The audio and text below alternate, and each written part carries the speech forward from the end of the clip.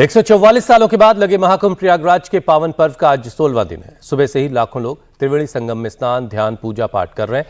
13 जनवरी से शुरू हुए महाकुंभ में अब तक 14 करोड़ 76 लाख से ज्यादा लोगों ने स्नान किया है। सोमवार को 1 करोड़ 55 लाख लोगों ने डुबकी लगाई। वहीं मौनी अमावस्या पर 10 करोड़ लोग त्रिवेणी पहुंचेंगे।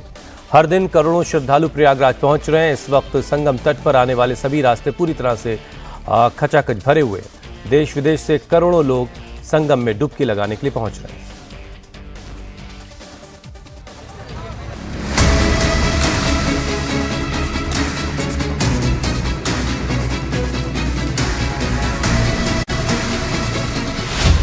मौनी अमावस्या से पहले महाकुंभ में महासैलाब। संगम की रेती पर हर दिन बन रहा नया रिकॉर्ड। 29 जनवरी को 10 करोड़ श्रद्धालु त्रिवेणी में लगाएंगे डुबकी।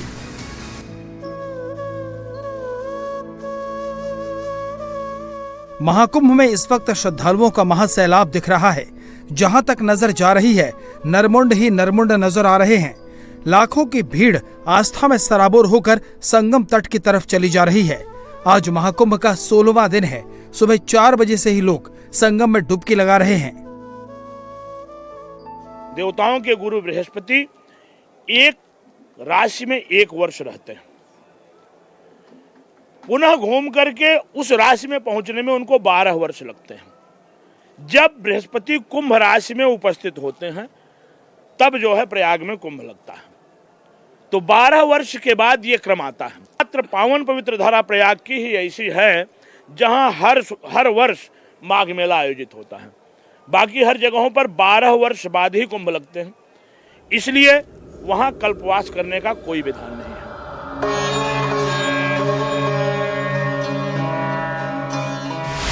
महाकुंभ में सोमवार को 1 करोड़ 55 लाख लोगों ने आस्था की डुबकी लगाई।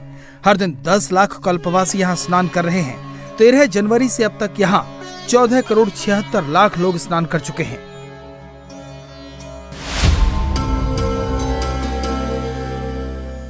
कल मौनी अमावस्या पर दूसरा अमृत स्नान है। महाकुंभ में मौनी अमावस्या का स्नान सबसे बड़ा स्नान है। देश भर से करोड़ों लोग संगम पहुंच चुके हैं। करोड़ों लोगों के आने का सिलसिला जारी है। 10 करोड़ लोग आने वाले हैं। मौनी अमावस्या पर पर्व है, शाही स्नान है। मौनी अमावस्या के स्नान का बड़ा महत्व है। ये महाकुंभ की बेला है। ये महाकुंभ की बेला है। बड़ा अनूठा समय है।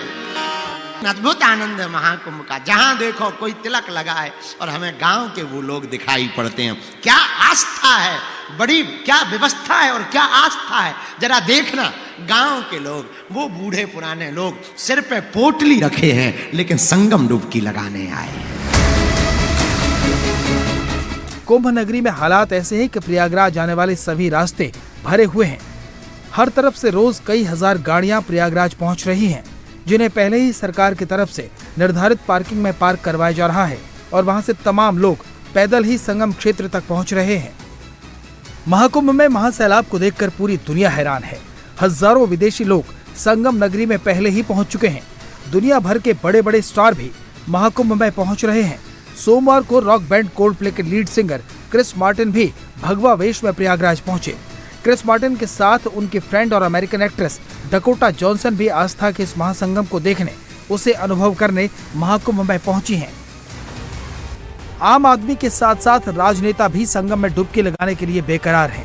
सोमवार को केंद्रीय मंत्री किरेन रिजिजू ने पवित्र संगम में डुबकी लगाई। वहां मौनी अमावस्या के मौके पर अमृत स्नान करने के लिए राजस्थान की पूर्व सीएम वसुंधरा राजे भी प्रयागराज पहुंच चुकी हैं। महाकुंभ में भक्ति के साथ शक्ति का भी संगम हो रहा है। महाकुंभ में सनातन को मजबूत करने की आवाज उठ रही है। देश भर में हिंदू राष्ट्र की आवाज बुलंद करने वाले बागेश्वर धाम के पीठाधीश्वर धीरेन्द्र कृष्ण शास्त्री की कथा महाकुंभ में सोमवार से शुरू हो गई। 30 जनवरी को बाबा बागेश्वर धीरेन्द्र कृष्ण शास्त्री संत सम्मेलन में शामिल होंगे, जिसमें वो हिंदू जगाओ हिंदुस्तान बचाओ मुहिम को और बड़ा करने की कोशिश करेंगे। हम संसद में किसी भी उद्देश्य पर पहुंचना, ये हमारे शंकराचार्यों का कार्य है, हमारे प्रमुख आचार्यों का कार्य है।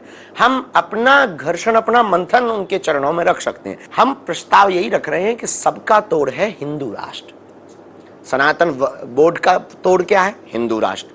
रामचरितमानस ना जले, इसका तोड़ क्या है? हिंदू राष्ट्र। गाय माता को सुरक्षित और संरक्षित राष्ट्र माता बनाने के लिए इसका तोड़ क्या है? हिंदू राष्ट्र। हिंदू राष्ट्र बनेगा तो गाय राष्ट्र माता होगी। अगर हिंदू राष्ट्र बनेगा तो मंदिर सरकारी अधिग्रहण के नियंत्रण से मुक्त हो जाएंगे। अगर हिंदू राष्ट्र बनेगा तो रामचरितमानस के ऊपर कोई राम के ऊपर उंगली नहीं उठा पाएगा, उसको फांसी की सजा होगी जो प्रभु श्री राम को ऊपर उंगली उठाएगा। अगर हिंदू राष्ट्र बनेगा तो मंदिरों की भूमि पर जो भूमाफियों ने कब्जा कर लिया है वो छुड़वाया जाएगा। हिंदू राष्ट्र बनेगा तो आने वाला 1 लाख करोड़ का चढ़ावा दीनहीन गरीबों में दिया जाएगा। हमें लगता है इन सबका तोड़ है, सबका निचोड़ है हिंदू राष्ट्र। सनातन बोर्ड हो या ना हो पर वक्फ बोर्ड बंद हो जाए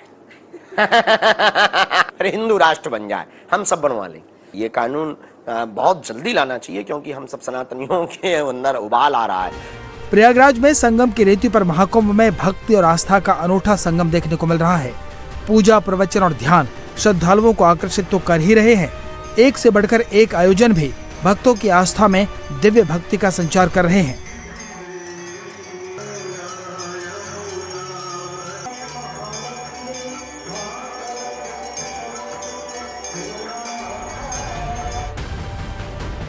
वहीं सोमवार को गृह मंत्री अमित शाह अपने पूरे परिवार के साथ संगम में स्नान करने पहुंचे।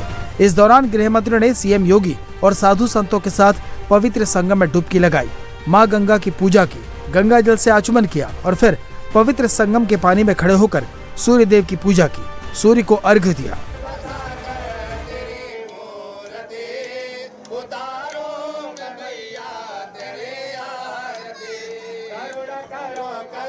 इसके बाद वो अलग अलग अखाड़ों के संतों से मिलने पहुंचे।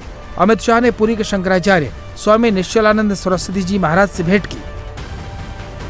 इसके बाद द्वारका शारदा पीठ के शंकराचार्य स्वामी सदानंद सरस्वती से भी मुलाकात की। अमित शाह जी हमारे सनातन धर्म के गौरव हैं और ये महाकुंभ पर्व ये हमारे सनातन धर्म का सबसे बड़ा अनुष्ठान है, जहाँ पर सारी दैवी शक्तियों के आशीषों से अभिषिक्त होके अपने व्यवहारिक और पारमार्थिक जीवन को हम पुण्यों से अपलावित करते हैं।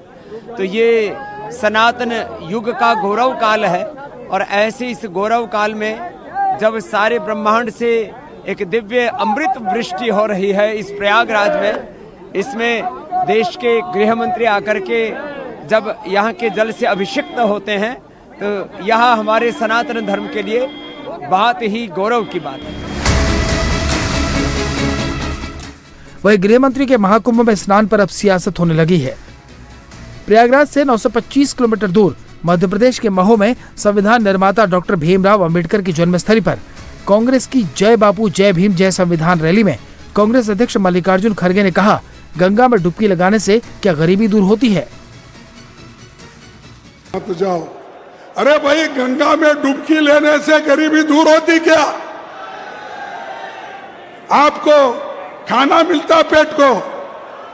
मैं किसी की आस्था के ऊपर ठोस नहीं लगाना चाहता हूं। अगर किसी को दुख हुआ तो मैं माफी चाहता हूं, लेकिन आप बताइए, अरे जब बच्चा भूखा मर रहा है, बच्चा स्कूल में नहीं जा रहा है, मजदूरों को मजदूरी नहीं मिल रही है, जब ये है तो ये लोग जाकर हजारों रुपए खर्च करके कंपटीशन पे डुबकियां मार रहे हैं।